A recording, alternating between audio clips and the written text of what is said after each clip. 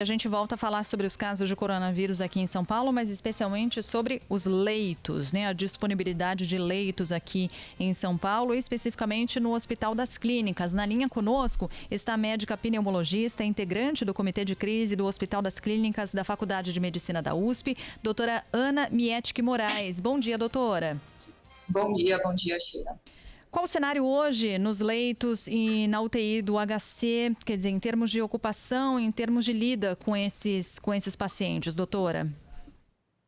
Olha, Sheila, nós temos mantido a quase totalidade dos nossos leitos ocupados, né, na medida em que nós recebemos da rede de saúde os casos graves da Covid-19. Então, nas últimas semanas, temos feito um grande esforço aqui para cada vez mais poder disponibilizar uma quantidade maior de leitos de UTI. Então, toda semana nós abrimos novos leitos para poder receber esses pacientes e, portanto, estamos sim com os leitos, com a quase totalidade deles cheios à medida que nós vamos abrindo, né? A gente tem falado tanto sobre as particularidades dessa doença, né, doutora? Para os médicos tem sido um período muito desafiador por tudo aquilo que a gente já ouviu de médicos e de profissionais de saúde como um todo, né, que estão lidando diariamente com esses pacientes. É muita novidade envolvida e muita descoberta, né, enquanto a situação vai acontecendo. Do ponto de vista médico, com que a senhora até agora mais se surpreendeu acompanhando esses casos e a evolução desses pacientes?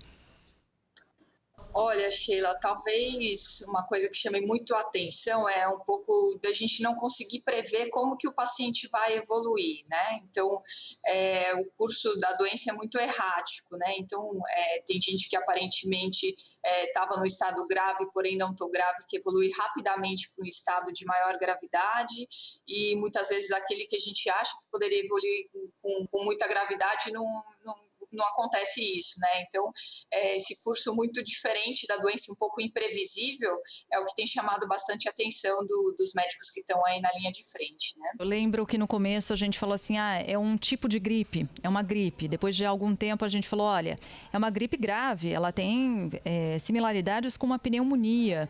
Mas agora já ouço médicos falando de se tratar de uma doença sistêmica, porque ela chega em alguns casos, por exemplo, a ter impacto neurológico em alguns desses pacientes. É isso, doutora? A gente pode falar de uma doença sistêmica que impacta diferentemente de uma gripe ou até mesmo de uma pneumonia?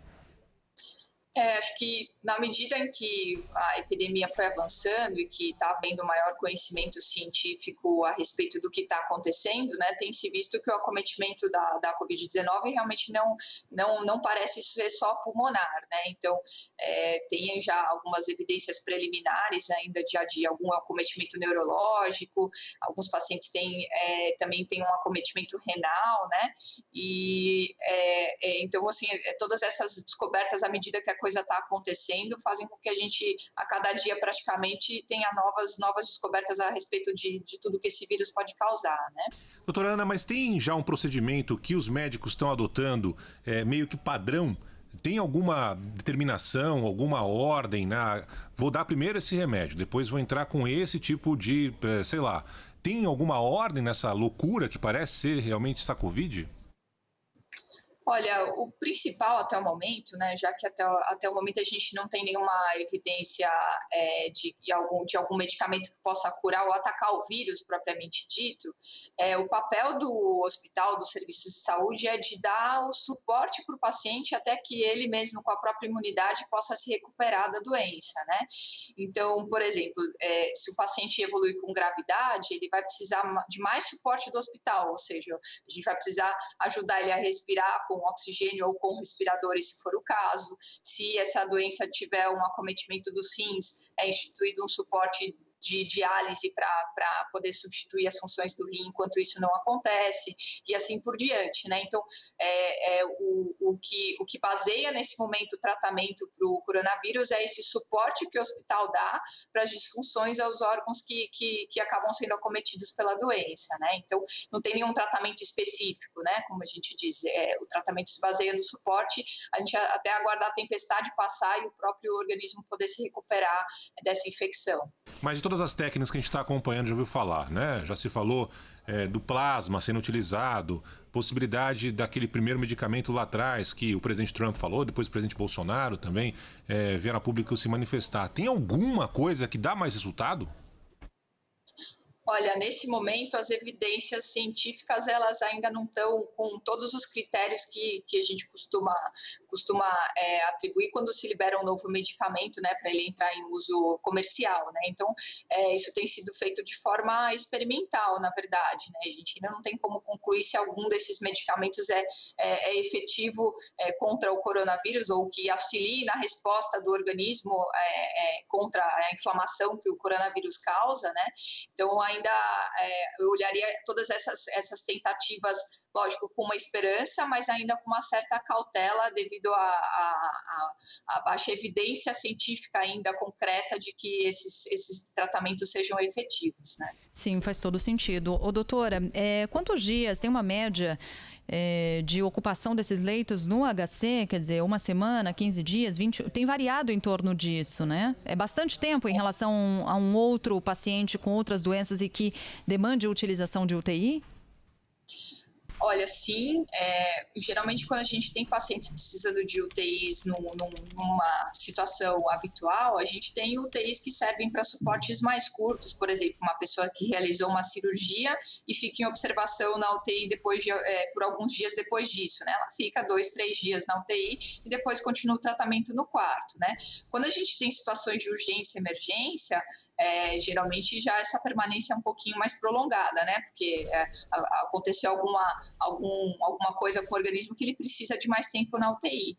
No caso da Covid-19, por causa do suporte principalmente respiratório que esses pacientes estão precisando, até ele conseguir voltar a respirar sozinho, né, sem a ajuda dos aparelhos que fazem com que ele precise ficar na terapia intensiva, isso tem sim levado mais tempo, sim. Então, o que a gente tem visto aqui, que não é diferente do que tem na literatura e que foi visto nos outros países, é sim por volta de 10 a 14 dias de permanência nos leitos de UTI. Mas varia um pouco conforme a gravidade dos pacientes e conforme o que foi acontecendo com ele ao longo da internação. Entendi. Doutora, o HC, historicamente, nem sei se ainda é o hospital aqui em São Paulo que mais recebe pacientes graves por traumas. Por exemplo, acidente de trânsito, que é um problema crônico, mata milhares de pessoas anualmente e tal. E há um volume muito grande desses pacientes que vão parar nas UTIs do HC. Como é que está essa separação nas UTIs dedicadas exclusivamente para pacientes da Covid-19? Como é que está a ala preservada das unidades dos leitos de UTI para esses pacientes com vítimas de outros acidentes ou vítimas de outras doenças que precisam desses leitos? Então, a gente se preparou, né, o Hospital das Clínicas se preparou de uma forma a poder contemplar alguns tipos de atendimento, né? Então, o HC é composto por 2.400 leitos aproximadamente em diversos institutos, que são prédios diferentes. Desses prédios, um deles, que é o maior deles, que é o Instituto Central, que esse prédio de 900 leitos foi preparado e está sendo utilizado exclusivamente para o atendimento dos pacientes da Covid-19, né? Os outros prédios, por exemplo, o Instituto do Coração, o Instituto de Ortopedia, eles ficaram atendendo todas as outras coisas que não são Covid, inclusive aquelas que eram atendidas no Instituto Central, como, por exemplo, os traumas, né? Então, a gente não deixou de atender a população nesse sentido. Então, isso está sendo feito, mas está sendo feito nos outros institutos que nós classificamos como de baixa exposição à Covid, e no Instituto Central, onde antes eram atendidos esses traumas, está sendo atendido agora exclusivamente a Covid-19. Só para entender, esse número de 900, são 900 leitos exclusivamente para atendimento de Covid, 900 leitos de UTI? Só para eu explicar melhor, para que não haja nenhuma dúvida, né? Então, a capacidade do Instituto Central é de 900 leitos antes da Covid-19, mas ele continha apenas 100 leitos de UTI. Com o andar da epidemia, nós verificamos que, como missão do Hospital das Clínicas de receber os casos graves, nós deveríamos destinar mais espaço do hospital a pacientes de UTI. Portanto, as alas estão sendo modificadas para que comporte progressivamente mais pacientes de UTI. Só que o paciente de UTI ele precisa de mais espaço, geralmente, do que um leito de enfermaria. Então, o espaço dos 900 leitos, essa capacidade está sendo usado num número progressivamente maior de leitos de UTI. Então, hoje já estamos ultrapassando os 200 leitos de UTI nesse prédio. Doutora Ana, a gente tem mensagens de ouvintes aqui perguntando sobre o perfil dos pacientes, né? Claro que não tem uma pesquisa exatamente certinha ali, mas eu queria, pela sua experiência, a senhora está vendo na prática. De fato, são pessoas com mais de 60 anos de idade que são levadas para a UTI. com algum tipo de comorbidade, uma doença prévia anterior, pressão alta, diabetes, tem um padrão nesse paciente? Olha, de fato, os pacientes que apresentam maior risco para uma gravidade maior e até para uma evolução mais desfavorável, né, são pacientes, sim, com fatores de risco. Isso a gente está vendo aqui, assim como o que tem sido visto mundo afora, né. No entanto, isso não significa que pacientes jovens e mesmo sem nenhum problema de saúde não possam ter evoluções graves com necessidade de UTI e tudo isso, né. Então, o fato da pessoa não ter nenhum fator de risco não é nenhum dispositivo de segurança para garantir que essa pessoa não vai evoluir com nenhuma gravidade se pegar Covid-19. É claro, quem tem os fatores de risco tem uma probabilidade maior de ter uma condição mais complicada, mas isso não significa que os pacientes jovens e sem fatores de risco não possam ter casos graves, né? A gente tem também pacientes jovens sem comorbidades com evolução com gravidade. A gente sabe que o médico lida com a vida e com a morte, faz parte da rotina do dia a dia, né, de um profissional como esse. Ainda mais médico de UTI, né? Intensivista. Ainda mais médico intensivista, médico que está na UTI. Como é que está a situação especificamente agora, doutora? A gente já acompanhou relatos de outros médicos dizendo que foi um choque, que foi uma situação diferente de outras oportunidades devido à grande quantidade de óbitos. A senhora está sentindo isso na prática agora também? E lidar com os parentes também, né? Queria ouvi-la também sobre isso, sabe? Lidar com os parentes acho que tem sido também uma particularidade dessa doença, né?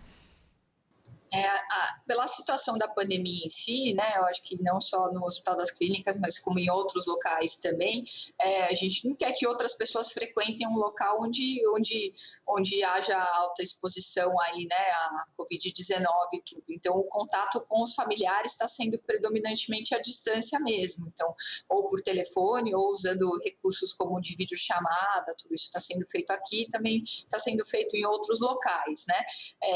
A gente tem muito essa questão da relação médico-paciente, né? E eu acho que essa situação agora está nos obrigando a tentar fazer esse vínculo tudo com os familiares através das ferramentas que a gente tem hoje, né, de comunicação à distância. Isso tá todo mundo se adaptando a isso, mas está indo relativamente bem e está todo mundo já acostumado a conseguir fazer esse contato com as famílias à distância, né, tanto do médico com as famílias quanto do próprio paciente com os seus familiares, né.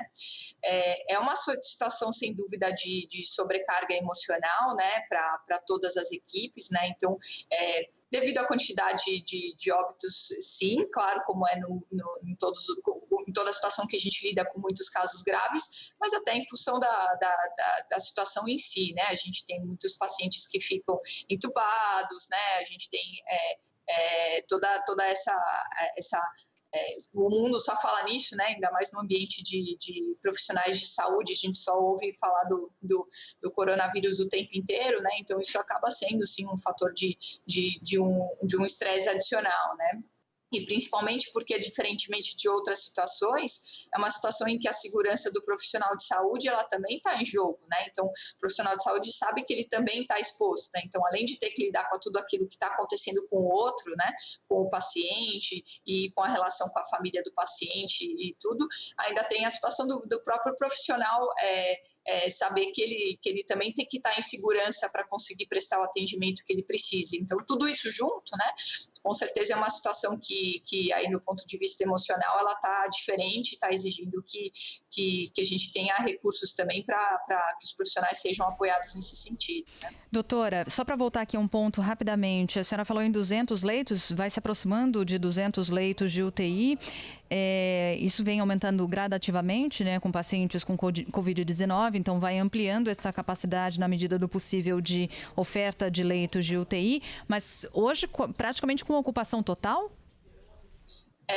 Em torno de 90% de ocupação, que são os dados que a própria Secretaria do Estado vem divulgando, né? Então, a gente, claro, se tem alguma necessidade de UTI de um paciente que está precisando de UTI que está em outro hospital ou um pronto-socorro, por exemplo, à medida que a gente abre esse leito de UTI, a gente, via regulação estadual, né, via um sistema que já existe de regulação estadual, nós fazemos com que esse paciente chegue ao leito que ficou disponível naquele momento, né? Então, é uma coisa natural desse processo que, à medida que a gente vai abrindo os leitos, a gente ocupa esses leitos com os pacientes que estão precisando.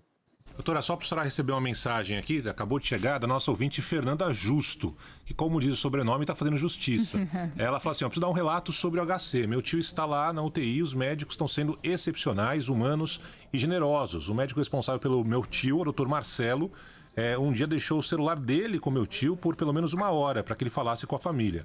Então agora ele está saindo da UTI, está indo para o quarto, estamos muito agradecidos, meus tios estavam em estado grave, era do grupo de risco. Mensagem da Fernanda Justo para a gente fazer uma homenagem não só aos profissionais do HC, que estão na linha de frente, aqui sendo lembrados pela Fernanda, o tio dela está saindo da UTI, o doutor Marcelo, que ela lembrou aqui, nesse momento está todo mundo trabalhando, doutora Ana?